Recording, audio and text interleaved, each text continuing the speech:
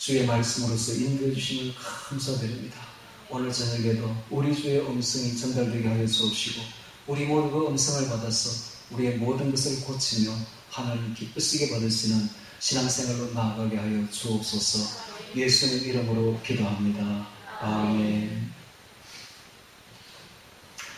로마서 14장을 통해서 비판하지 말라 하는 제목으로 말씀을 전하겠습니다. 로마서 14장은 비판하지 말고 즉 아디오포라의 문제로, 즉 옳고 그른지 판단하기 어려운 문제, 신앙의 변두리 문제로 양심을 괴롭히지 말고 형제를 비판하지 말아서 주의 사업을 무너지게 하지 말라 하는 내용이 여기에 적혀 있습니다. 계속되는 12장부터 계속되는 실생활에서 우리가 적용되고 실제 행해야 될 것이 무엇인지를 가르쳐주고 있는 중에 14장에서는 비판하지 말라는 제목으로 한 장을 할애를 하고 있습니다. 이것은 비판하는 일이 많다는 것이죠. 우리가 살다 보면 항상 보면 남이 잘못하는 게 눈에 훤히 보이죠. 자기 잘못하는 건 잘 안 보이는 겁니다. 그러다 보니까 판단하고 비판하는 일이 굉장히 많은데요. 비판하고 판단하는 일이 얼마나 잘못되었는지를 오늘 이야기를 하고 있습니다. 그러므로 여기 판단하고 비판하지 말라 하는 문제는 주변적인 문제를 가지고 근본적인 이 구원에 관련된 문제가 아니라 정말 잘못되면 구원이 뭔가 우리가 제대로 이상하게 되어버린다 하는 문제만 아니라면 주변 문제를 가지고는 판단하지 말라는 이야기를 주님께서 하고 있습니다. 자, 한번 11장부터 같이 보면서 비판하지 말라 하는 주의 음성을 들어보도록 하겠습니다. 1절에 믿음이 연약한 자를 너희가 받되 그의 의심하는 바를 비판하지 말라 그랬습니다. 자, 이 믿음이 연약한 자가 무엇이냐 하면 레위기 11장에 보면 뭘 먹어라 먹지 말라 하는 음식을 가려 먹는다든지 하는 그런 내용들이 나옵니다. 그것을 당시에 지키는 사람도 있었고 또 바울의 이야기를 듣고 지키지 않는 사람도 있었습니다. 그래서 한 교회에 음식 문제를 가리는 사람이 있고 음식 문제를 가리지 않는 사람이 혼재했던 것입니다. 그럴 때에 믿음이 강한 자들이, 즉 음식 문제를 가리지 않는 사람들이 믿음이 연약한 자를, 음식 문제를 가리는 사람을 비판하는 경우가 왕왕 있었던 것 같습니다. 그래서 그 비판하지 말라고 말하고 있는 것이죠. 자, 2절에 보니까 어떤 사람은 모든 것을 먹을 만한 믿음이 있고 연약한 자는 채소를 먹느니라. 연약한 자는 바로 그 레위기 11장에 나오는 먹으라 먹지 말라 하는 문제를 가지고 그들을 지키고 율법적으로 지키는 자들이죠. 자, 이 문제는 무엇을 먹는다 먹지 않는다는 문제는 이건 구원하고는 아무리 상관이 없습니다. 돼지고기를 먹어도 구원하고는 아무 상관이 없고 안 먹어도 구원하고는 아무런 상관이 없습니다. 그래서 레위기 11장에서는 왜 돼지고기를 먹지 말라고 했느냐 하면 그렇게 훈련함으로써 정결해지고 성결해지는 훈련을 받기 위해서 그렇게 했던 것입니다. 그래서 주의 음성을 순종하지 않고 순종의 훈련을 하기 위해서 음식 문제를 가지고 하나님이 초보적인 신앙으로 그렇게 지도했던 것인데 신약시대에 넘어가서는 그 모든 것이 다 폐지가 되어버립니다.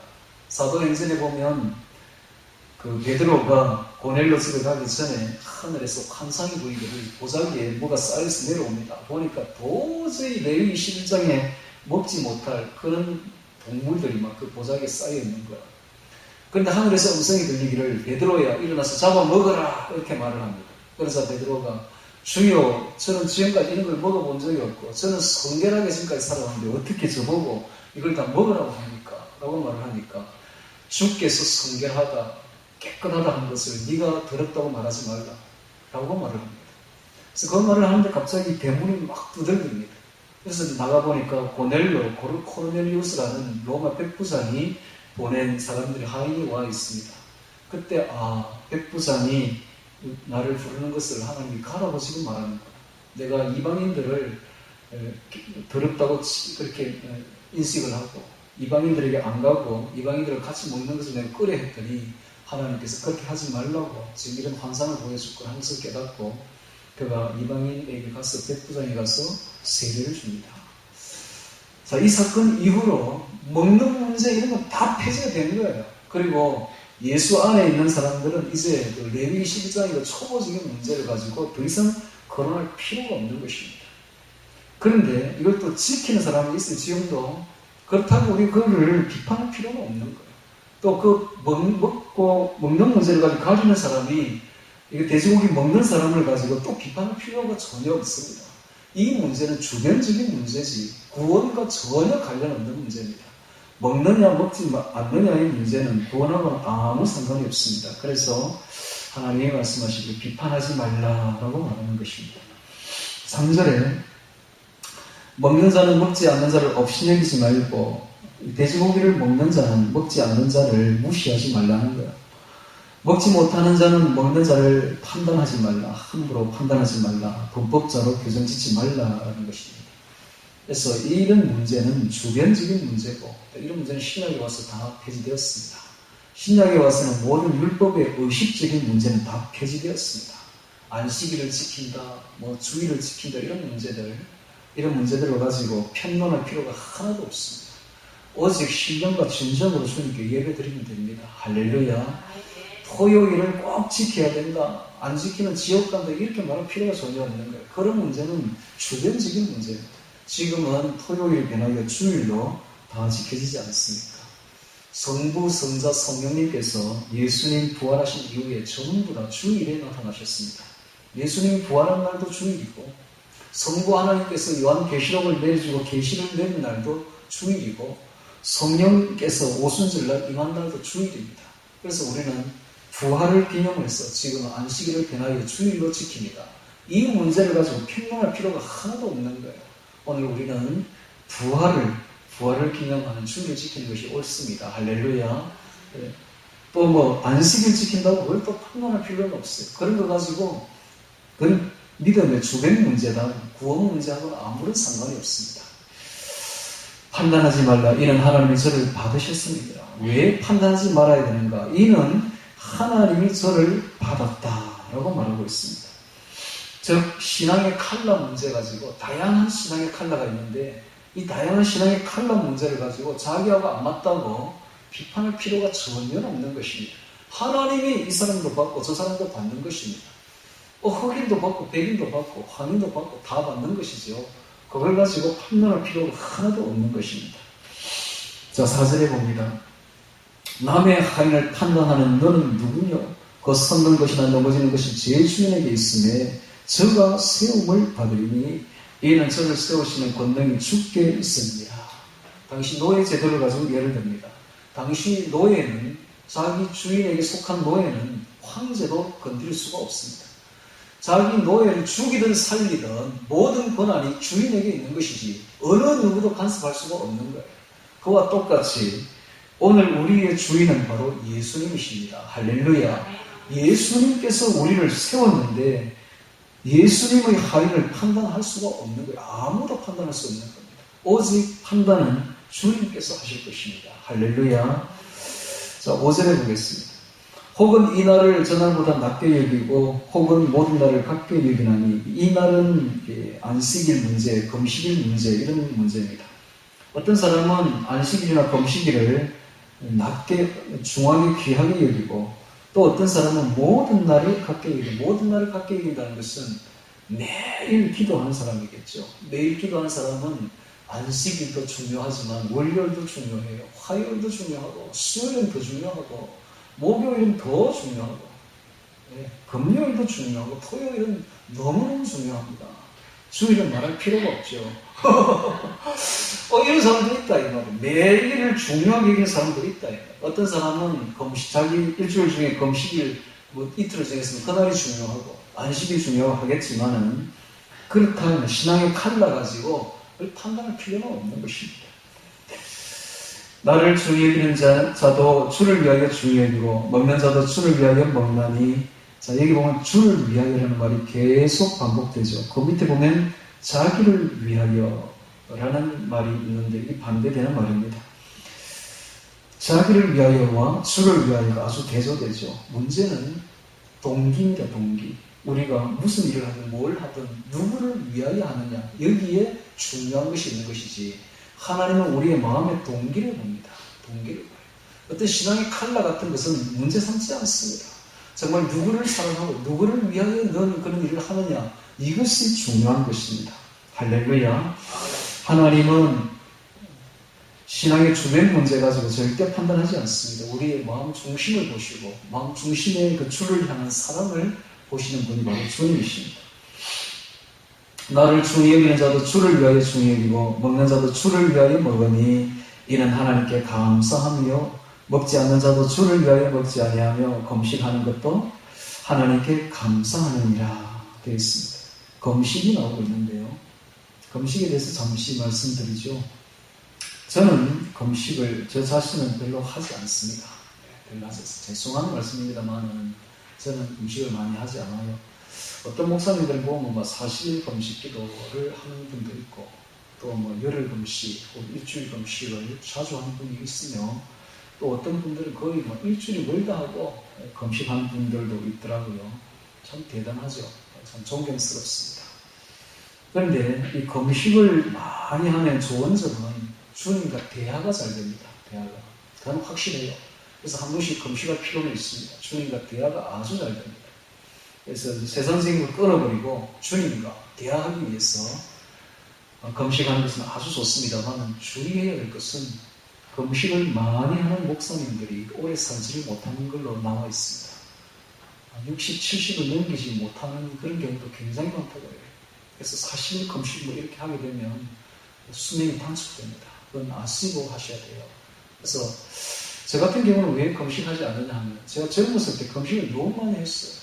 예수님 만나기 전에 사흘이 멀다 하고 금식했습니다. 아마 밥 굶는 때가 먹는 때보다 많았을 것입니다. 누가 이렇게 조그마한 음식 먹을 거라도 이렇게 주면요, 그건 너무 귀하더라고요. 왜 안 먹으니까 영양실조에 거의 걸릴 뻔했어요. 왜 그렇게 금식했느냐 하면 먹을 게 없어서 굶은 게 아니라 먹지 않은 분명한 이유가 있습니다. 진리를 찾기 위해서, 도를 닦기 위해서, 뭔가를 찾기 위해서 그렇게 고행을 스스로 했던 것입니다. 그렇게 4년을 그렇게 굶었기 때문에 지금은 굶는 거 아주 진정머리 납니다. 예수님이 나와 함께 있는데, 신랑이 나와 함께 있는 동안에 굶을 이유가 뭐가 있습니까? 그래서 저는 굶지 않습니다. 주님과 늘 함께 있으니까 만약에 주님이 저와 함께 하지 않는다면 금식해야 되겠지요. 그렇습니다. 금식은 언제 합니까? 주님이 대화가 안 되고 주님이 나를 멀리 떠났다고 느껴질 때, 그때는 진짜 사생겠다고 금식하세요. 할렐루야. 그러나 주님께서 나와 함께 있다고 느껴질 때는 굳이 할 필요 없습니다. 생명 단축시켜가면서 할 필요 없는 거예요. 자, 이 말을 여기에 또 그려놓고 있네요.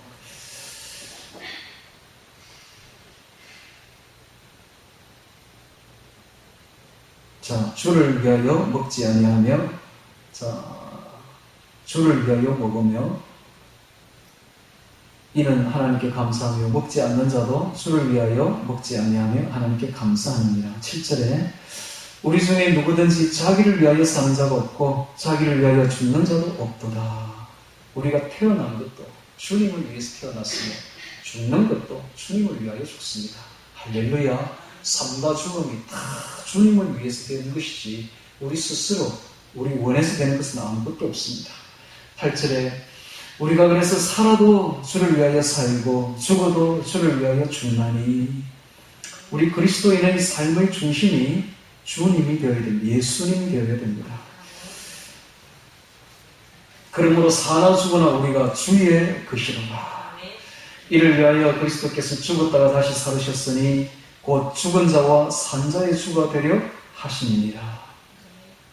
예수님께서 죽었다가 다시 산 것은 죽은 자의 주도 되고 산 자의 주도 되게 하려고 그렇게 하셨다라고 말함으로써 모든 죽은 자나 산 자가 다 예수님께 복종해야 될 것을 말씀하고 있습니다. 10절에 내가 어찌하여 내 형제를 판단하느냐 어찌하여 내 형제를 업신여기느냐 우리가 다 하나님의 심판대 앞에 서리라. 왜 우리가 형제를 판단하지 말아야 되는가에 대한 이유가 나오고 있는데, 그것은 우리가 다 심판자가 아니라 심판받을 사람들이기 때문에 그렇습니다. 우리가 심판자가 아니라는 것을 알아야 됩니다. 우리가 죽고 나면 하나님의 심판대 앞에 서서 심판받을 사람이기 때문에 우리는 절대로 남을 비판해서도 안 되고 판단해서도 안 됩니다. 할렐루야. 판단할 권한이 우리에게는 없어요. 왜냐하면 모든 사람들이 주의 종들이지 나의 종이 아니기 때문에 그렇습니다. 남의 하인을 이러쿵저러쿵 판단할 필요가 전혀 없는 것입니다. 자기도 지금 판단받을 낀데, 자기도 지금 하나님 앞에 심판받기 생겼는데 누구를 비판하고 누구를 판단한단 말입니까? 기록되었으되 11절에 주께서 가라사대 내가 살아노니 모든 무릎이 내게 꿇을 것이요 모든 혀가 하나님께 자백하리라 하였느니라. 이러므로 우리 각인이 각기 이를 하나님께 직고하리라. 최종적으로 심판대 앞에서 하나님 앞에 최종 결산할 때가 멀지 않았습니다. 그러므로 남의 일에 대해서 이러쿵저러쿵 판단할 필요가 전혀 없으며 자기 일이나 잘 하십시오. 할렐루야.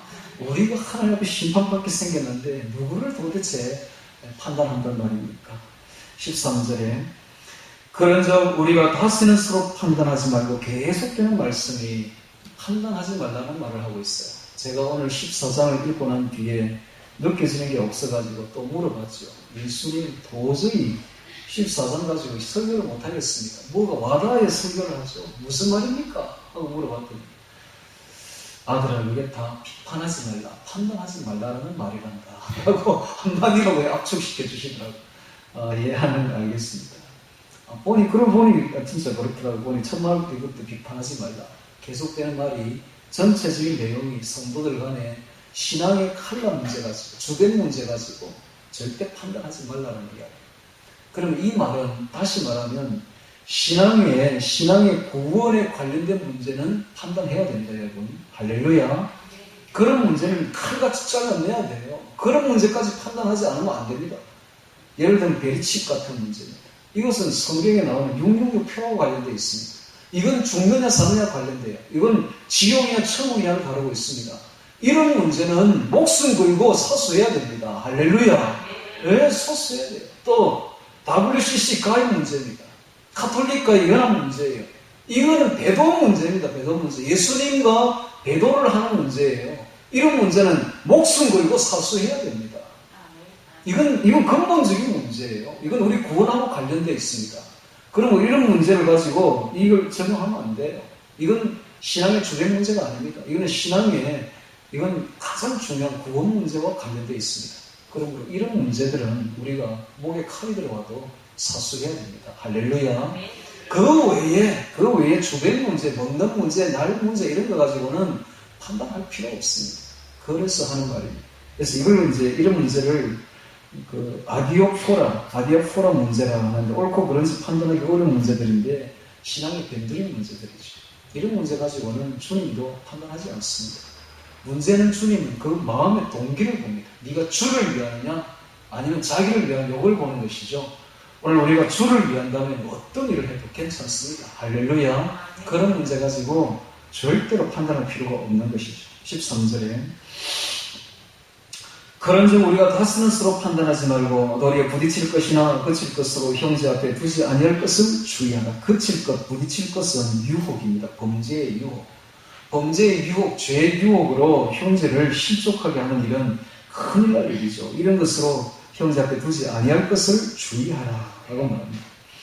내가 주 예수 안에서 알고 확신하는 것은 무엇이든지 스스로 속된 것이 없으되 다만 속되게 여기는 그 사람에게는 속됩니다. 하나님께서 천지를 창조하실 때에 속되게 창조한 것은 하나도 없다는 거예요.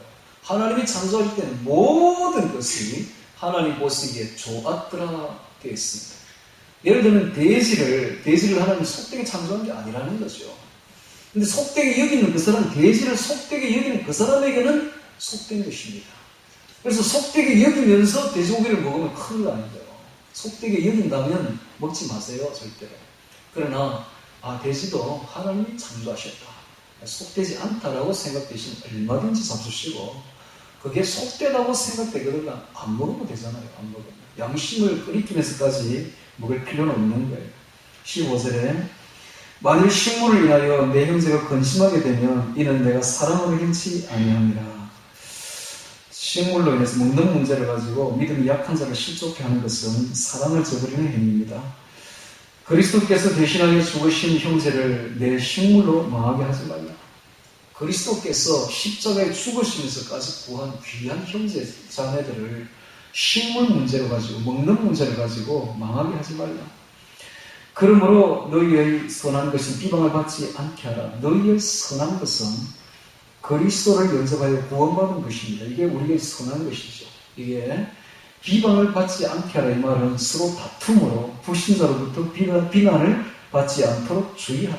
이 말입니다. 즉 신앙의 주된 문제를 가지고 교회 안에 싸워서 불신자들에게 비난받는 일을 하지 말아라는 거예요. 17절에 하나님의 나라는 먹는 것과 마시는 것이 아니요 오직 성령 안에서 의와 평강과 희락이라. 하나님의 나라는 먹는 것과 마시는 것이 아니라 어떤 신앙의 주된 문제가 아니라 오직 성령 안에서 의와 의는 옳게 행하는 것입니다. 적절하게 행동하는 것입니다. 이것은 예수님과의 교제에서 나옵니다. 우리가 예수님과 연합하고 예수님과 교제하게 되면 행동도 항상 옳게 행동하죠. 그 다음에 평강이 나옵니다. 평강은 역시 예수님과의 교제의 결과입니다. 예수님과 연합하고 예수님과 대화하고 예수님과 교제하게 되면 마음에 말할 수 없는 평강이 넘치게 되죠. 희락도 마찬가지로 예수님과의 교제의 결과예요. 예수님과 대화하고 예수님과 교제하게 되면 우리 마음이 기쁨으로 넘치게 됩니다. 이와 같은 기쁨, 이와 같은 평강, 이와 같은 의는 세상이 줄 수 없는 것입니다. 이것은 가장 큰 것입니다. 하나님이 예수님이 우리에게 줄 수 있는 최고의 기쁨이요 최고의 평강이며 최고의 의가 되겠습니다. 이것이 바로 하나님의 나라다라는 것입니다. 18절에 이로써 즉 의와 평강과 희락으로서 그리스도를 섬기는 자는 하나님께 기뻐하심을 받으며 사람에게도 칭찬을 받느니라. 자, 하나님 백성들이 마땅히 불신자에게서 칭찬받아야 됩니다. 하나님을 믿는다는 성도가 불신자에게 욕을 얻어먹는다면 이건 뭔가 크게 잘못된 거예요. 왜냐하면 불신자들에게는 조금만 잘해도 그들이 굉장히 우대해 줍니다. 그렇지 않습니까? 하나님께 우리가 인정받기는 진짜 어렵습니다만 불신자에게 인정받는 게 아주 쉽습니다. 조금만 친절하게 대주면 그들은 우리를 굉장히 높게 봐요. 그래서 의와 희락과 평강, 예수님과 대화해서 의와 희락과 평강을 가진다면 너희 불신자에게 우리가 칭찬받을 수 있습니다. 할렐루야. 사랑으로 대하십시오. 불신자들을 판단하지 마시고 아침에 이야기했듯이 불신자들을 귀중하게 여기고 사랑과 희락과 평강으로 대해주면 그들이 우리를 얼마나 높게 보는지 몰라요. 겉으로는 욕을 해도 돌아서 쓰는 칭찬하는 것이 그리스도인들입니다. 그러므로 참 그리스도인이 되시기 바랍니다. 할렐루야. 칭찬을 받는다. 19절에 이러므로 우리가 화평의 일과 서로 덕을 세우는 일을 힘쓰나니 서로를 도와주고 덕을 세워주는 화평의 일과 덕을 세우는 일을 힘쓰나니 식물을 인하여 하나님의 사업을 무너지게 말라. 먹는 문제를 가지고 하나님의 일을 무너지게 말라라고 말합니다. 만물이 다 정하되 그리낌으로 먹는 사람에게는 악하니라. 고기도 먹지 아니하고 포도주도 마시지 아니하고 무엇이든지 내 형제로 그리끼게 하는 일을 아니함이 아름다우니라. 내게 있는 믿음을 하나님 앞에서 스스로 가지고 있으라. 자기의 옳다 하는 바로 자기를 책하지 아니하는 자는 복이 있도다. 의심하고 먹는 자는 정죄되었나니 이는 믿음으로 쫓아 하지 아니한 영거라. 믿음으로 쫓아 하지 아니한 것이 모든 것이 죄니라. 양심의 가책을 받으면서 먹는 자는 하나님께 정죄를 받습니다. 자기가 돼지고기를 먹으면 안 된다고 생각하고 있으면서도 양심에 그리키면서도 돼지고기를 먹는다는 것은 크게 정죄를 받습니다. 죄가 됩니다. 그러나 마음에 전혀 하나님 앞에서 쓸 때에 돼지고기 먹는 문제에 대해서는 전혀 문제가 안 된다라고 생각되거든요. 얼마든지 잡수십시오. 할렐루야. 그런 문제 가지고 전혀 하나님 또 우리를 비판하지 않고 판단하지 않습니다. 전에는 저는 소고기를 좋아했고 돼지고기를 굉장히 싫어했어요. 어쩐지 먹기 싫더라고 그거. 근데 요새는 소고기보다 돼지고기가 훨씬 맛있습니다. 돼지고기가 훨씬 연하고 보니까 또 이 영양도 좋고 그 다음에 또 몸에 체류하지도 않더라고요. 기름이. 소고기는 보니까 이 체류를 하더라고요. 박히더라고요. 근데 돼지고기는 다 빠지니까 어떤 의미에서는 돼지고기가 훨씬 건강합니다. 그러니까 이런 걸 가지고 괜히 먹는다, 만다를 가지고 비판하지 말기를 바랍니다. 자, 오늘 로마서 14장 전체적인 내용 자체가 비판하지 말라를 가지고 함정을 하대하고 있네요. 이것은 교회 안에 비판이 많다는 거예요. 성도들끼리 판단하고 비판하고 싸우니까 불신자들이 막 욕을 합니다. 즉 하나님께 덕이 되지 않습니다. 신앙의 주된 문제를 가지고 전혀 싸울 필요가 없습니다. 그러나 신앙의 근본적인 문제, 구원에 관련된 것은 사수해야 됩니다. 끝까지 목숨 걸고 순결을 사수해야 됩니다. 그러나 그런 문제가 아니라면 우리 모두 다 수용합시다. 할렐루야. 그런 문제, 신앙의 칼날 문제 가지고 하나님도 비판하지 않습니다. 우리도 판단해서는 안 돼요. 내하고 맞지 않다고 판단할 필요가 없습니다. 하나님은 넓으신 분이요 다양합니다. 그분의 팔은 아주 넓습니다. 우리가 생각하는 것보다 훨씬 다양해요. 그래서 다양한 신앙의 칼날 문제 가지고 형제를 판단할 필요는 하나도 없습니다. 우리 모두 다 하나님 심판대 앞에 설 사람들이잖아요. 우리는 형제를 판단할 권리가 전혀 없습니다.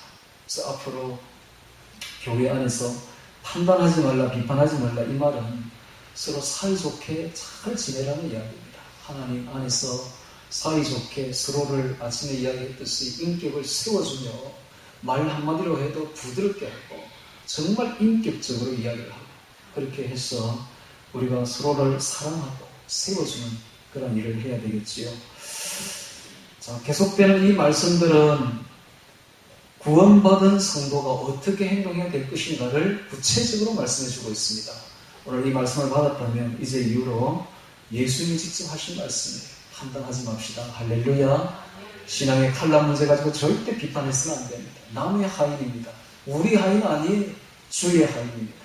판단하지 마시기를 주의 이름으로 축원합니다. 다 같이 비판하지 말라 오늘 말씀 기억하며 함께 결심 기도 드리겠습니다.